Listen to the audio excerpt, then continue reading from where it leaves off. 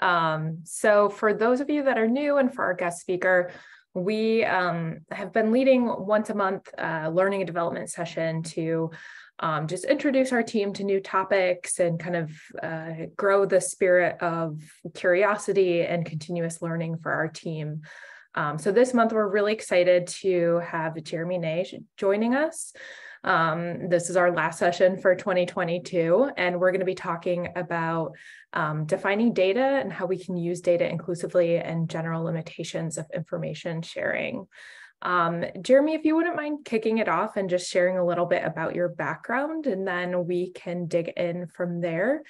And for the folks on our team, we are going to be leaving some time at the end for questions and answers. So feel free to save those, and Lucy will be helping to moderate some of that.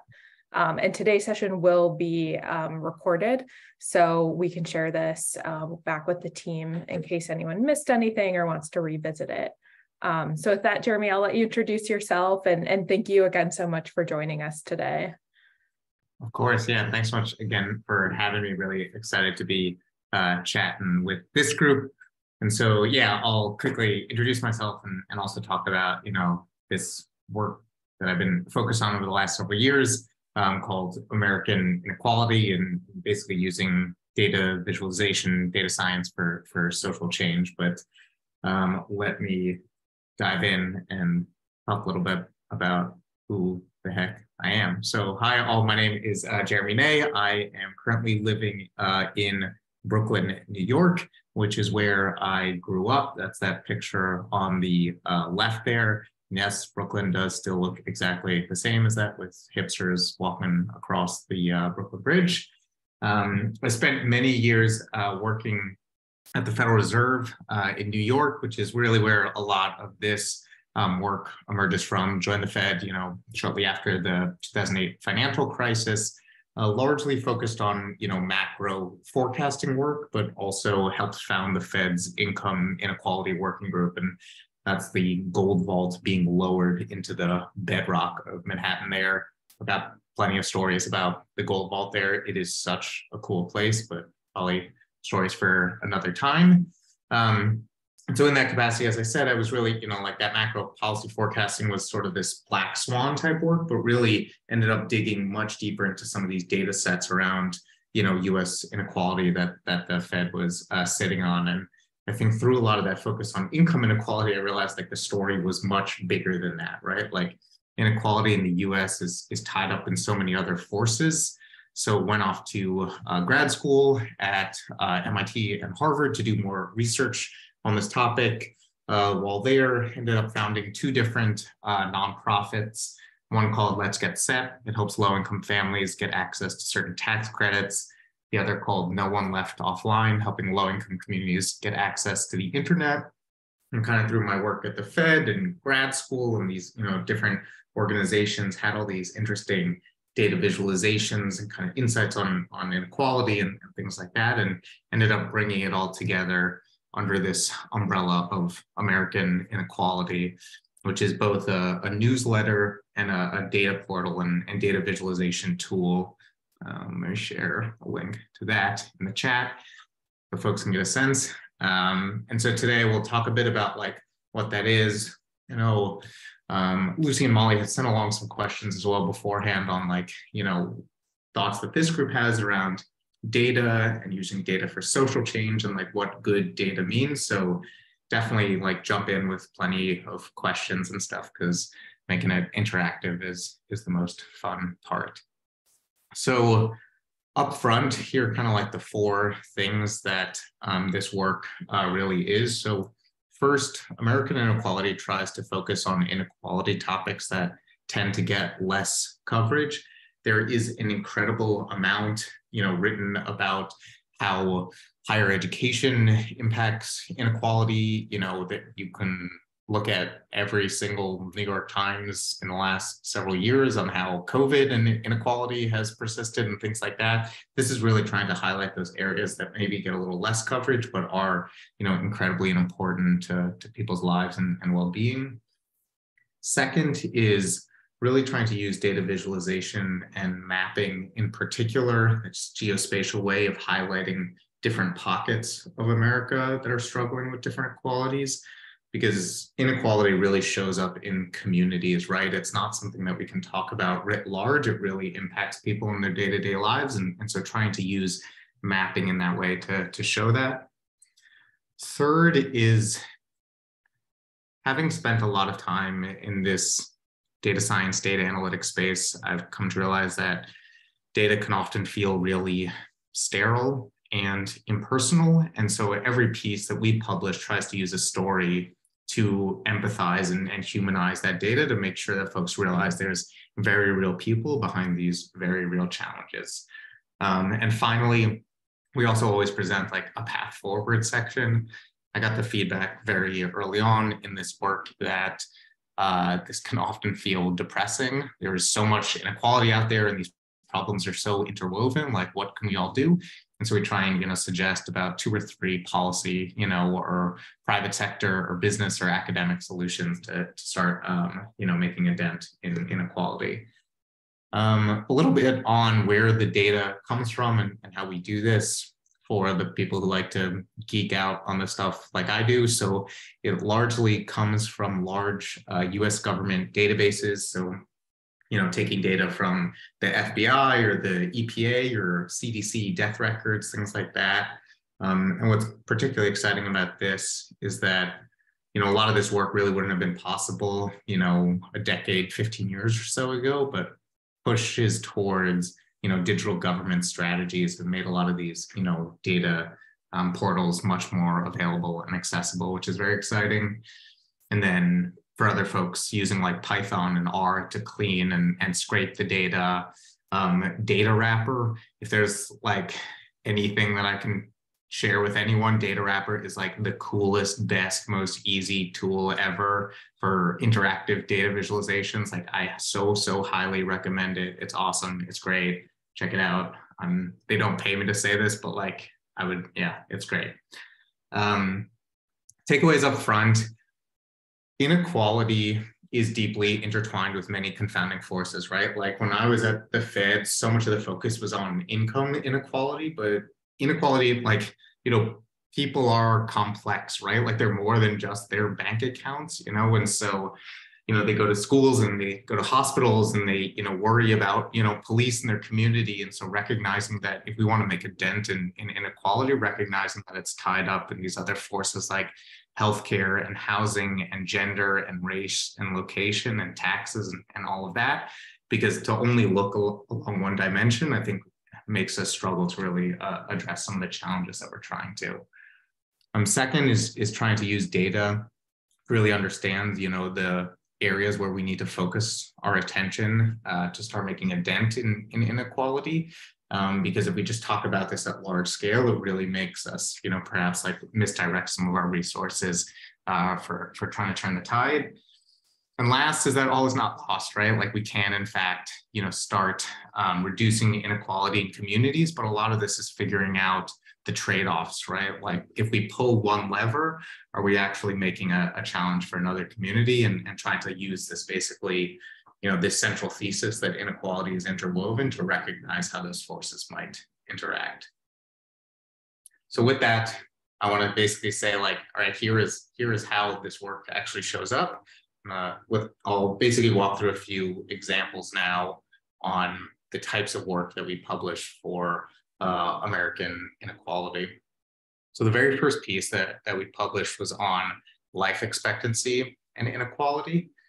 And this was really important for us first because the US is now experiencing the greatest divide in life expectancy across regions in the last 40 years. So if you are born, in certain parts of North Dakota, you will live to 67 on average. But if you're born in certain parts of Colorado, you'll live to 87 on average. So a 20-year difference. Being born there from no fault of your own, you will die 20 years younger. I think this is also a really important part for when we talk about inequality, is that, there's very real consequences to this work, right? Like it's not just about how many bills you have in your pocket, it's also about how many breaths you have on this planet, right? And really trying to raise the stakes there. And we also see on that chart on the right, there's a really high correlation with incomes. So, again, if you are born, in, Fairfax County, Virginia, or Loudoun County, Virginia, the wealthiest counties in America, you will live much longer and being born there from no fault of your own. And, a lot of that is tied up in, costs of healthcare and things like that. So as we think about some of the solutions as well for how we can, help folks live longer and more, full lives, we can try and be reducing the cost of healthcare. Like when we look at the US compared to other countries, we spend way more on healthcare, and yet we don't see like the benefits of actually living longer. So that's not really, connected, which creates some of these additional knock-on effects. And then we can also try and reduce health risks for specific causes of death, namely heart disease, suicide, and drug overdose. So like when you dig into these, counties in red, we see much higher rates of these, challenges. Thoughts, questions, reactions? Yeah, Vineth, I totally agree. Like this is, one of those really hard-hitting ones. And I think particularly, when you start seeing like, this whole area of the South, the whole area along like the Mississippi Delta, being so red. And we'll see even as we go through several of these charts. Yeah, exactly. Thanks to Data Wrapper for making it all possible, like how a lot of these areas that you'll see are red here will continue to be red in part because of that interwoven nature of inequality. This is Milda. I have camera off because with video, the audio disappears. I used to work a lot with Wisconsin, and the one red county is Menominee tribe. And then I worked with a demographer. We did a kind of comparison by race. And if you looked at Blacks in Wisconsin, they would be red.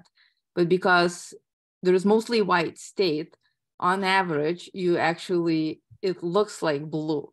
So there's like even more. And the Black community will have less healthcare, more health risk factors. And it's digging deeper, I think it may show even more differences, or where are the most privileged people, where the outcomes, who get the benefit of actually good healthcare and who doesn't.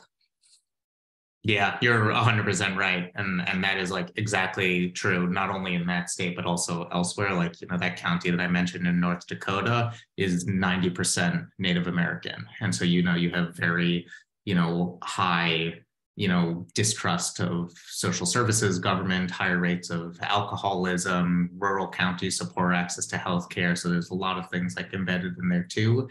And yes, exactly. Like once you, slice by race, as well, you see that, both Black men and Black women die much younger than white men and white women, depending on the county, it can be, 5 to 10 years.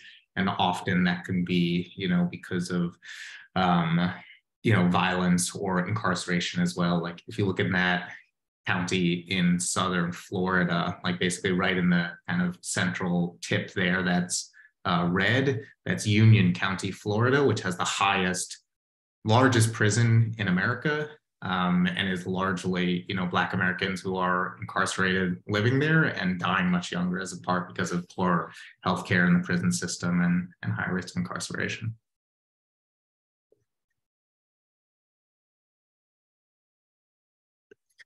I don't know if we have enough time for Wei-Ying's question in the chat because it's like such a big one, but I think there's a lot of challenges of like how health insurance works in America, who actually does and does not get coverage, the incentives that different doctors have for like, the different types of specializations and sort of referrals that they might do. The fact that we don't, like the access to care and whether we have universal or not, there's many different pieces to it too. I think telehealth has also become like a factor as well, as, a lot of folks have been accessing that in COVID times in areas that do and do not have internet access to. And so there's many, many, many different challenges, and the US, hasn't always like, even looking at Canada right across the border, like, there you see much lower spending rates. Their population isn't all that different from us, but yet they have much longer life expectancies.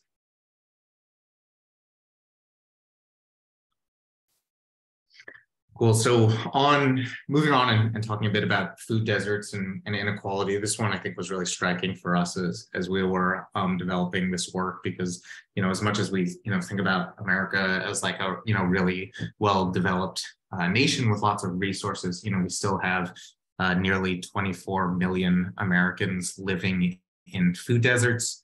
So what that means is that if you are in an urban area, you are 2 miles away from a supermarket. And if you are in a rural area, you're 10 miles away from a supermarket. And on top of that, 54 million Americans are food insecure, where food insecurity means that, even if you have a Whole Foods right around the corner from you, if you are low income, those, $5 avocados might effectively mean that you can't actually shop there. So it doesn't really exist for you. Again, when we look by race as well, we see that Black families are twice as likely to live in food deserts as white families. And often, the really only food options in a lot of those communities are, fast food places. So, on the article that we published about this, we also layer on like obesity and inequality as well, and some of the impacts that has. So on the solution side, we can think about increasing the budget for SNAP, otherwise known as food stamps, or the Supplemental Nutrition Assistance Program. So really trying to help, lower income Americans, and really the targeted solution to access, some healthier food options, particularly when we look at that chart on the right about how expensive groceries can be in some states and how much of someone's income that someone's spending on groceries. And last is increasing access to supermarkets via new market tax credits. So that's basically like a state or federal service, depending on where you are and what you're applying for, to help bring like social good type of infrastructure into communities. So banks or hospitals or schools or fire departments, things like that. Right now, supermarkets need to compete with all those other things, and so can sometimes be hard. So you can either increase the size of the pool so everyone gets more, or you can create a dedicated pool for supermarkets as well, are ways that we could start reducing inequality when it comes to food deserts.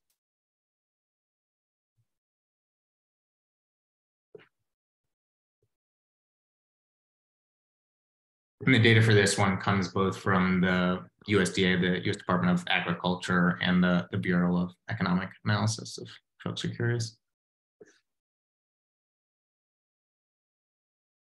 Any thoughts on this one? Otherwise, I can keep chugging along.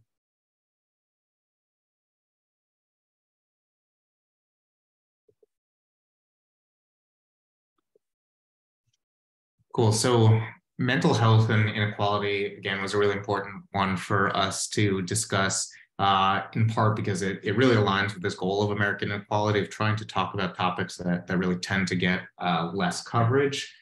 So 1 in 5 adults in America is struggling with mental health.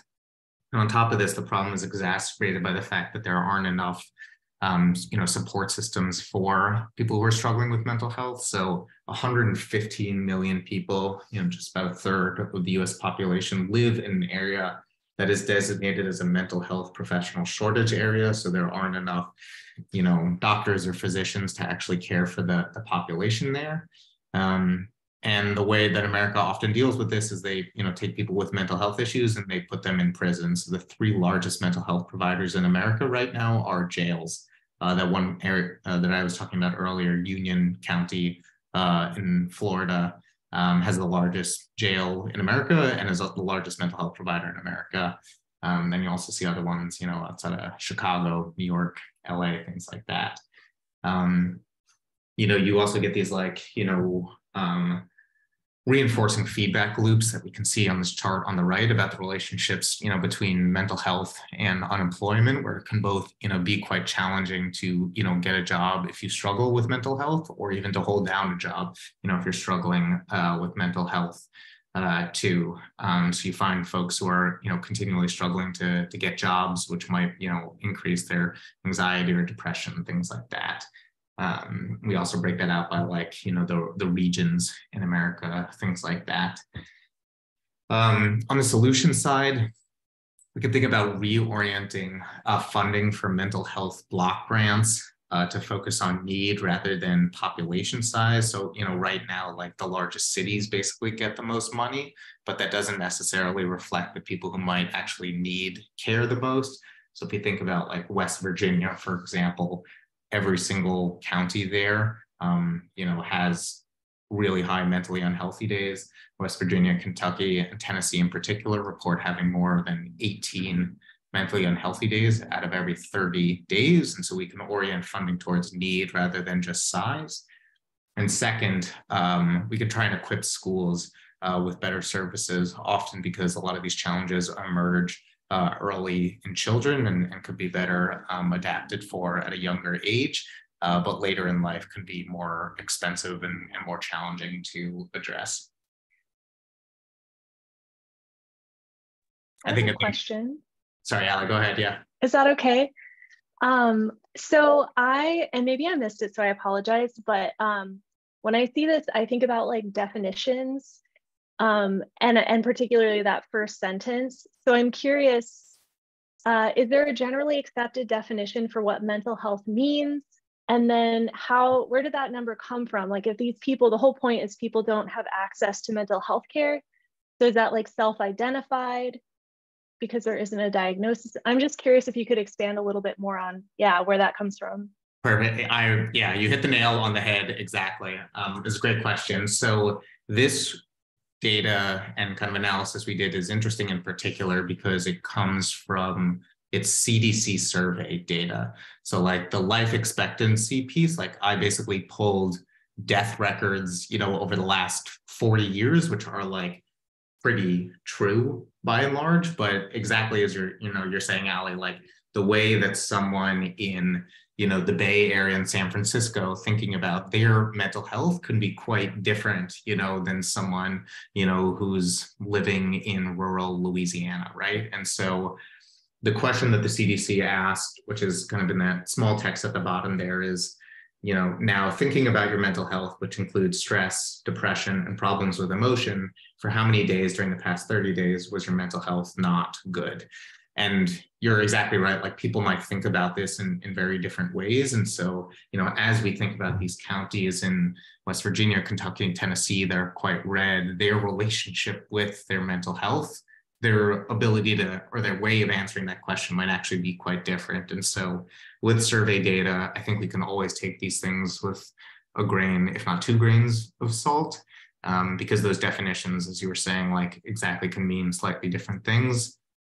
The CDC is quite good, I found, about like trying to account for some of those things and doing some good, base rate analysis. But yeah, it does make it harder as we're thinking about these challenges, which I think has also been part of the reason that there has been an underinvestment in this area as well. Why, people are like, oh, are they really thinking about this problem the same thing? Are we comparing apples to oranges? And like, do we need to look further? Because this space is still very much so being explored and is sometimes harder to quantitatively show in that way, because that's one of the ways we're able to we ask people about how they're doing. But yeah, it's definitely a challenge in this space. You're totally right.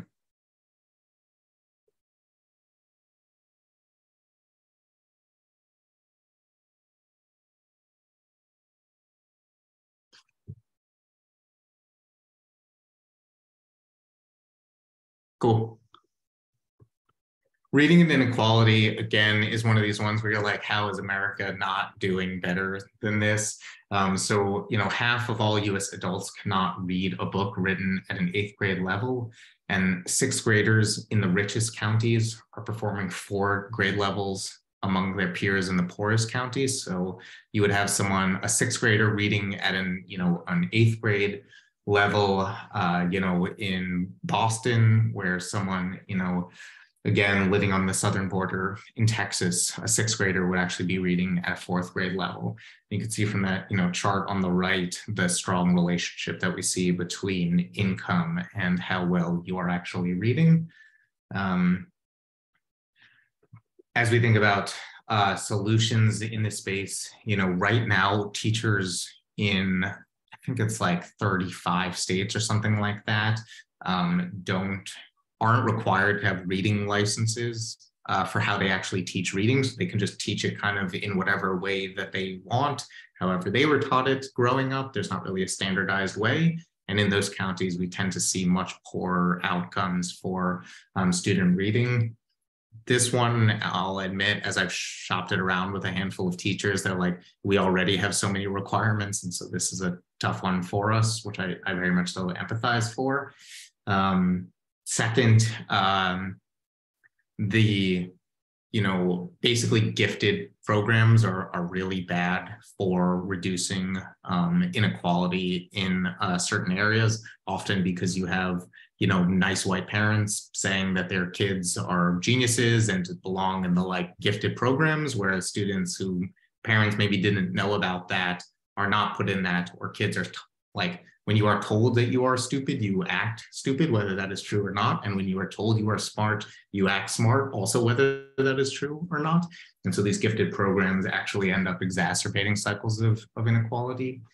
And last, for trying to reduce reading inequality, literacy inequality, there's been some powerful programs for deploying controlled choice integration into more districts, which is just a fancy way of saying like using income-based metrics to try and help allocate more funding, more resources for communities that tend to be lower income, in large part because income and race are so highly correlated in America. And because a lot of Supreme Court decisions, it's really hard to orient programs based off of race, but you can do so based off of income. So it's sort of this like jujitsu way of actually, addressing the challenge. Ali asks, is there a correlation between high immigration, high ESL communities, and reading rates? Yes, largely, like, particularly if you look, along the southern border of Texas, Nevada, Arizona, the southern part of California that tend to have like very high, immigrant populations, we do tend to see those like lower reading scores as well. But also, if you look in, like areas of southern Florida, New York, Los Angeles that also like, tend to have higher immigrant populations, we also do tend to see some better scores there as well. And so the correlation isn't super strong, but it does exist in certain parts of the US. I haven't actually dug into like if that is dependent on the immigrant population or things like that. And I also don't know how that has possibly changed over time.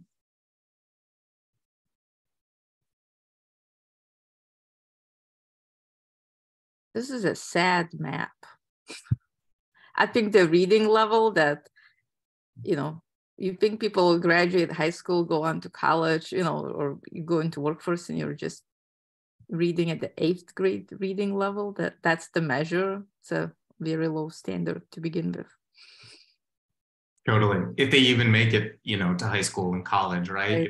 Like I think a lot of this, reading is such a staple of survival, right? And employment and access and things like that. And, I think as we also think about like, access to social services and things like that too, and the like hoops that folks have to jump through to fill out forms, it's like, if you can't even read that form for Social Security income, like, getting access to it can also be really challenging. So yeah, I think this one has many of those knock-on effects.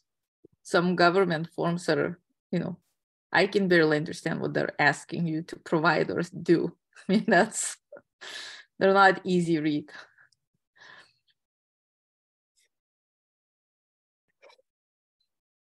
Have you ever looked at like kind of the correlation of this compared to like funding for schools and how that kind of overlaps? I have. It's hard to distill actually often because like the funding is done at the state level and we really try and like dig into those communities because that's where inequality shows up. I'm also currently working on like a private schools and inequality work. Like how do we actually see some of those divides showing up? Early insights from that are unsurprisingly that wealthier counties tend to have more and more private schools, in part because people want to send their kids to private schools more and more. But yeah, the more resources does largely tend towards better educational outcomes for students. And that's like generally a rule, like more money, like always creates better positive effects. And so I think my one big takeaway from this work is that, inequality is interwoven. The second one is that cash is king. Like, it is always better to have more money in this work, whether you're like a school or a person, in part because you can like flexibly spend that cash in order to deal with the challenges that you have. Could you talk about where you sourced this data specifically? And then I'm particularly interested in the US adult data, where that came from. Yeah, so the chart on the left came from basically like what's called the National Assessment of Educational Progress, or like the nation's report card on this work. And so students basically in every public school will take this test and score on it. In fact, reading scores, I think just 2 weeks ago, the basically NAEP report card came out saying that during COVID, these numbers have continued to go down as remote learning has been a challenge for a lot of sixth grade students. And Stanford actually does a really awesome job. They've got the Stanford Education Opportunity Group that cleans a lot of this, puts a lot of this together. There's some really fantastic economists there who put that work together too. The US adults one, I think, comes from survey data, but I actually don't remember where it comes from, but I can follow up on that.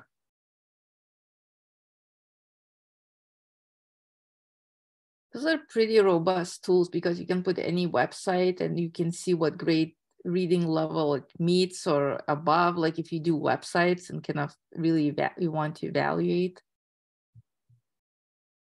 Yeah, and so, I can't really like show it in this, but all of our data visualizations are interactive too. And so you can not only like search for your county, but you can, scroll over things and zoom in. And so like, if you hover over any of these dots, like it'll say, what's the population of LA, how many kids are above or below, what's the median income in this county. And so, yeah, we try and also like, share a lot more of that data in there too.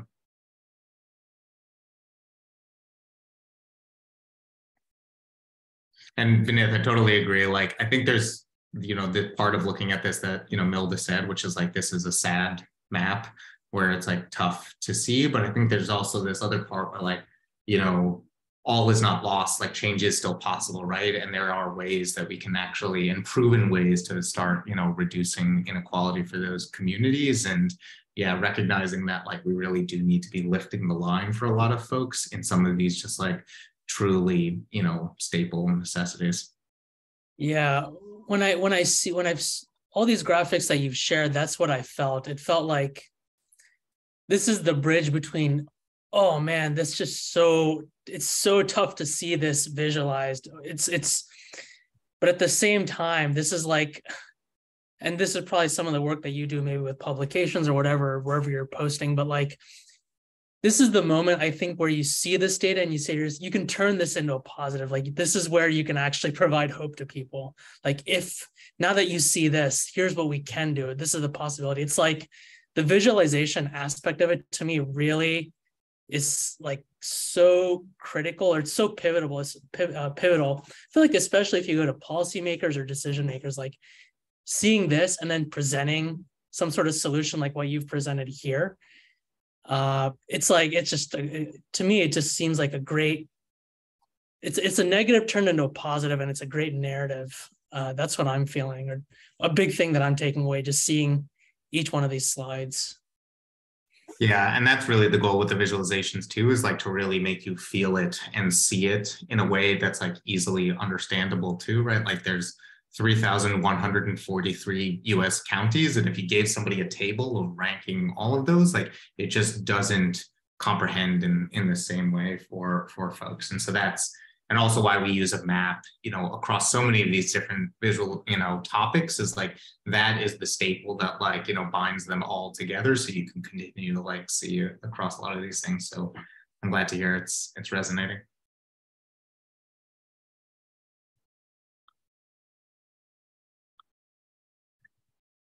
This was a fun one for me, in part because this was just a curiosity that I had as I was like walking down the street, seeing all these like Amazon Ring doorbells. And I was like, what is going on with these? Like, how prevalent are they really? Is it just me seeing it in my community? And so what I did is I built a Python web scraper. I went to Amazon's website. They published basically this list. It's kind of a PDF of all the relationships that Amazon Ring has with police departments in every community. So it's kind of difficult to, I don't know, actually access, but all of our data we make open source and publicly available. So now this is accessible to everyone.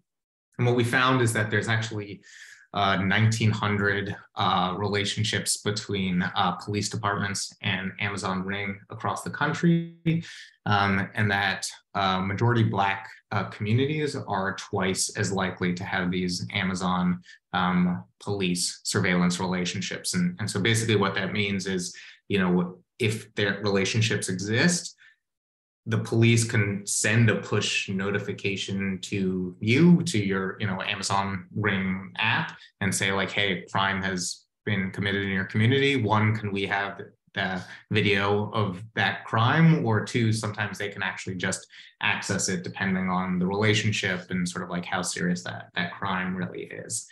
I think when we think about, you know, facial recognition as well, and some of the challenges and very much so biases that probably many of us are aware of in facial recognition, this can create, you know, really like distorted outcomes in communities and wrongful arrests. If we think about like the police getting that video, you know, footage from Ring and then trying to layer on some, you know, facial recognition that could be faulty. So as we think about solutions in this space, we can try and improve the law enforcement reports that a lot of these tech companies tend to produce, but don't do as much so for Amazon Ring right now, to try and increase transparency about when those requests are happening. Second is trying to just generally decrease bias in facial recognition software, so that way you don't get these like spiraling effects about how tech can create inequality. And last is trying to validate evidentiary standards for those police data requests. So often, you know, there's been some interesting studies, kind of survey about when that push notification comes to you, people are not clear of like, do I need to comply with the police or not? Like, am I going to be in some sort of violation if I don't hand over that footage? I'm going to be like stopping a crime scene investigation.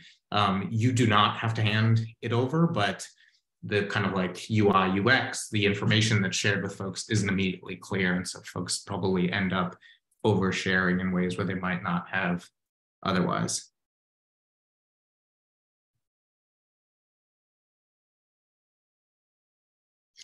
For the other use cases, I think it's like some biometric stuff as well that they might be doing, and not always like at these types of organizations. Like sometimes I think it's like traffic police as well, you know, who might be using it. And I don't always know if it's just for like license plate information or if it's also for facial recognition and, you know, cars going by. But that's one that, you know, has obviously been in the news quite a bit.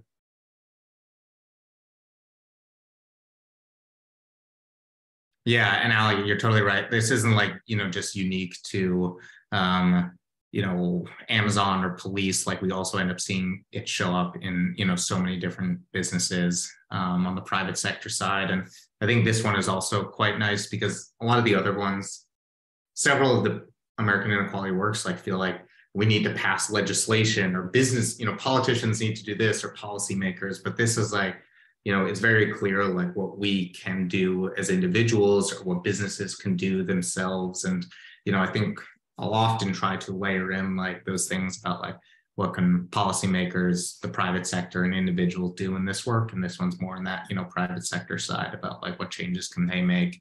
And Amazon just being a massive company, like can they, you know, start helping set the standard, though I'm not always hopeful that they will do that.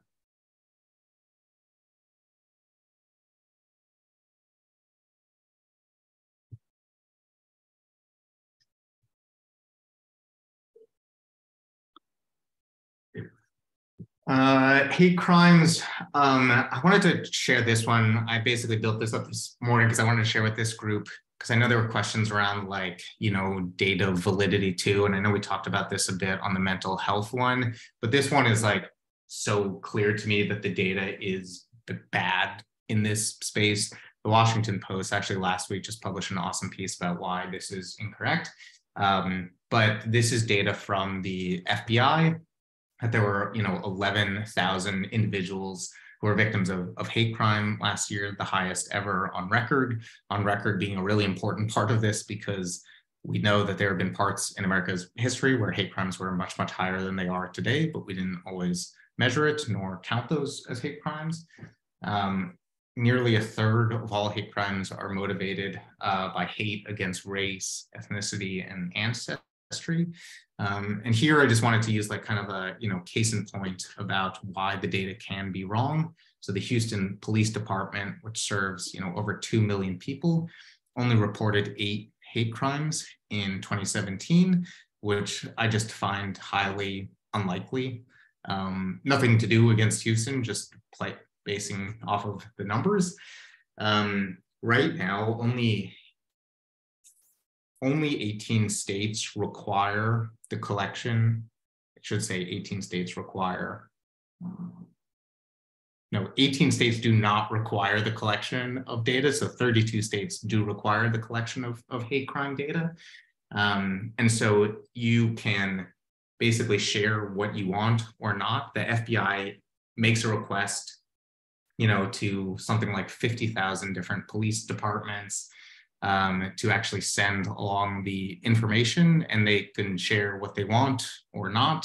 They don't always have all the same criteria, even though the FBI publishes what it should be.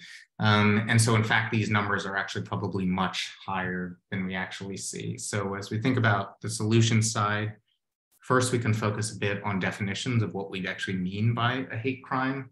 So the Anti-Defamation League publishes 214 words, which are largely used as the standard of what a hate crime is. But that list isn't always updated, right? And, I think particularly during COVID, we saw a lot of like hate against the Asian American community that in fact wasn't often categorized as a hate crime, in part because the language hadn't been updated, and in part because it was, slowness and laziness of sort of tracking a lot of that work. So we can do more to do that. And also we can try and pass legislation to actually require the reporting of this information so we can better understand where hate is in America, so we can start to address challenges in the communities where we see some of those largest issues prevail. You talked about like validating data. Could you expand on how you do that in your work? And also, I think you mentioned like which data is worthwhile in using when you're doing these visualizations.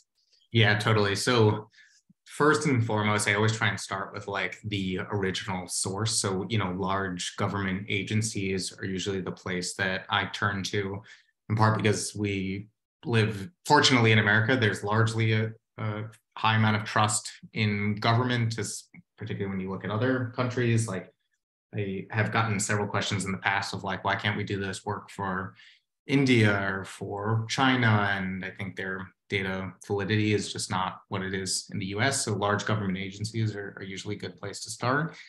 And second, I'll try and do like this type of sanity check, like the, Houston Police Department. I've now spent so much time in this, like I have a sense of when something looks too red or too blue or too small or too big, like what is going on there. And I think because of this, the interactive nature of the visualizations, I can like dig in to say like, what the heck is going on there? And that'll then help me kind of understand some of this. And, when things do look pretty wonky, I'll try and, pull in something like from the census or from, other like, more trusted sources to try and help validate it.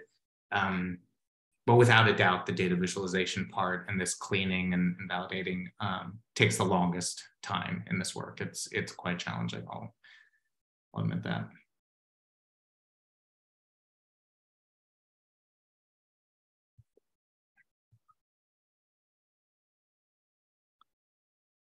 Cool. So I'll quickly talk about like how this work has shown up in the real world, and then I want to move to, kind of like broader discussion. But, we've been able to like make real impact with this data in communities, which has been really exciting. So on the left, we had some policymakers in Oregon approach us saying, in 2020, they knew qualitatively that they had an internet access issue as everyone was pushed online, during COVID, but they didn't know quantitatively where to direct their resources. So they used our data to basically identify communities most in need. And we worked with them to end up distributing Wi-Fi hotspots to those communities to get folks access to the internet. And then on the right, after the overturn of Roe v. Wade, a legal nonprofit in Texas reached out to us to understand where women would be most impacted by the decision. They used our data to basically see that along the southern border of Texas, women would now need to drive more than 400 miles to get an abortion. So they're now using this as evidence to basically get funding to direct legal services down there, which have worked well in other parts of the state. So we're excited about sort of the impact that we've been able to have, and we're very much so like looking to build this out in other ways too. And yeah, that the abortion map is really quite crazy.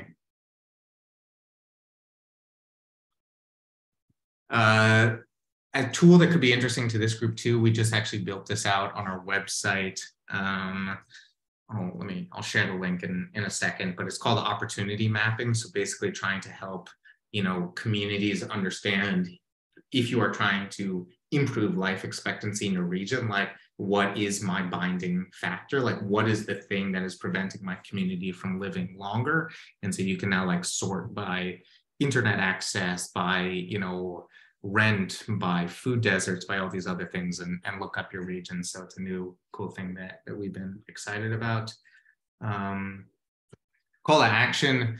If you know like of other students or projects that are in need of interesting data, as I mentioned, all of this is open source, and we're really looking to like try and build out some of these, case studies like that, Texas and Oregon work to show, the impact that has had. Lucy, thank you so much for dropping it in the chat there. Yeah, looking, to kind of get this incorporated in more, real world settings. So it doesn't only need to be students. If there's like, policymakers or businesses that, are trying to do some of this work, we're really looking forward to trying to speak with more folks. And last is like, there's only so much that our team can see, right? Like we have, a list of inequality topics that we're trying to do, but we are always in search of more areas to cover, data sets that are interesting. And so, if there's ever something where you're like, this is something that I've always felt needed coverage and doesn't really have, someone shining the light on it, we really want to hear those types of things. Like it can often be challenging to talk about inequality, but we really rely on folks like you and our, group of 50,000 readers who are largely policymakers and politicians and academics to continue to like give us feedback on that types of stuff. Here are some of those links. Lucy, again, thank you for dropping that one in the chat too. I'll stop talking so that way you guys can ask away with your questions too. And here's my personal email as well in case folks wanted to follow up.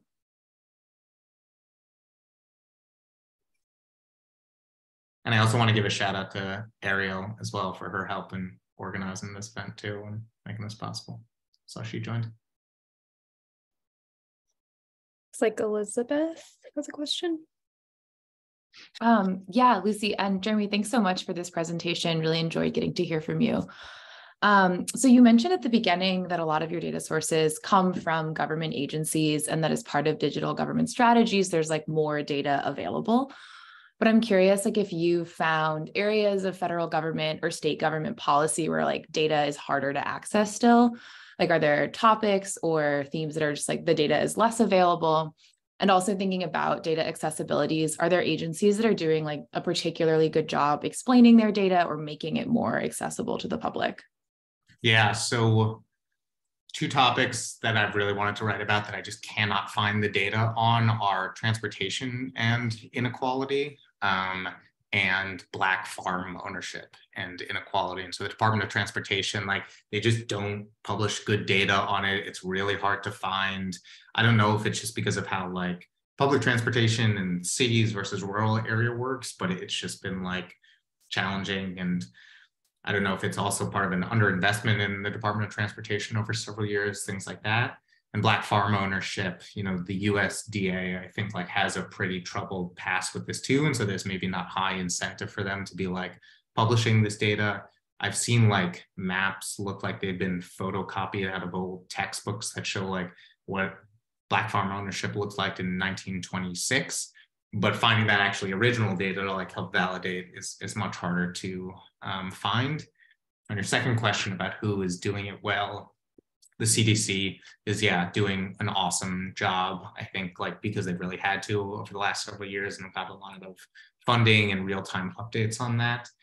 The EPA also does a poor job. Like they publish information on every single factory that's releasing cancer-causing particles into the world, but you wouldn't be surprised at how difficult it is to actually find that information. It is buried upon buried upon buried, and yeah.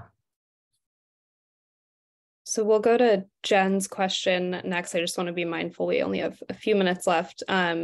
She asked, since you use data collected by other people and organizations, how do you suss out and address bias built into the data? Yeah, it's hard. I think like, you know, a lot of the agencies, like the census in particular, has done a lot of that already, where they do a lot of like, you know, base rate analysis. They'll also make sure to like cover up data where it would be, you know, too few people responded. And so they, you know, do a lot of like statistical sampling to make sure that things are validated. And then sometimes like, you know, with the FBI, you know, hate crime data, like we will show it as is, and we will be like, this is exactly why this is a challenge. And this is why we need to make change, because like you can look at your community and know that there is more hate there too. And so some of that is that narrative building that we also try and do. Milda, go ahead. Yeah, so I just felt like today is a data equity day for me. Everyone is talking about it. The state chief data officers we created a data equity work group because a lot of governors have like put in executive orders to look into data equity and do something. And then the chief data officers, I mean, what can they really achieve in 6 months or 12 months? So, but we have a group where we're really trying to see what can be done. So people say, okay, Governor, you told me I did something, and here's a long list of what else could be done. But I think I'll follow up with you to see, because there is a real interest from states, maybe, you know, the visuals you do and kind of the need and the momentum for them to do something, maybe good collaboration. Yeah, no, I'd love to learn more about that and possibly even get involved too. So yeah, I would love if you follow up.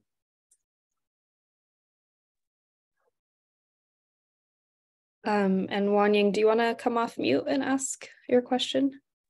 Oh, yeah. This was more of a follow-up question when you were answering like what type of data was difficult to get from the government, and you mentioned it was transportation. I was just curious what exactly from like you mean by transportation data, because I know there are a lot, like there for injury or fatality, or there's so many different kinds of transportation data, and I'm curious, what do you mean? Yeah, sorry for not clarifying that. I largely meant commute times. So, you know, there's been a lot of research on like how, you know, like essential workers have actually been pushed outside of cities due to rising costs of rent. And so have like, you know, an hour and a half, you know, subway or like 3 different bus commute times in order to get to the hospital that they're working at, things like that. So trying to show like these people who we, you know, whatever, maybe already are paying low wage, but maybe count as essential, we're actually causing these additional like harms upon them. It looks like Vinith had one last question in the chat. Vinith, do you want to come off mute as well? Yeah, Jeremy, I was looking through the American Inequality website and just page by page checking out what you had there, and I like how it seems like there's some sort of structure to the narrative you lay out for each one of your pieces. Can you actually just like share how you you analyze data, but then you do additional research. Can you actually just walk us through just your approach to assembling each of your findings, your reports? Yeah, totally. So the kind of even from the inception, it'll be like, what is a topic that I think, we want to shed light on, or it's like I stumble upon an interesting data set and decide to visualize that. So then every single article, needs to start off with that geospatial map, that county by county, like state level is too high, really need to understand that detailed view. So starting off with that. 2 is giving like background basically on this problem. Why does this matter? Why should, a reader kind of go further? Then I'll usually like dig into an area that's usually representative of the challenge. So like on air pollution and inequality, like we dug into Elkhart County, Indiana, which is the RV capital of the world. So there's like a ton of basically fiberglass floating around in the air there, and people there end up dying of lung cancer at 5 times higher rates than elsewhere in the world. So elsewhere in the country. So showing like why the inequality matters. Then we do, I forget if I'm on 4 now. Then we do basically like a story of a real person who has struggled with this challenge, again, to like empathize, humanize the data. So finding someone in Elkhart County or who particularly struggles with this challenge. Then we'll maybe even like layer on some other, visualizations about how we think about this by race or by gender, some other way to like analyze this that's meaningful. And then always concluding what we call like a path forward section. So that's those 2 or 3 recommendations that, policymakers or businesses or individuals can take to actually start reducing this inequality in communities. Great. Thanks a lot, Jeremy. Of course. We might have time for one more question if someone has a last thought.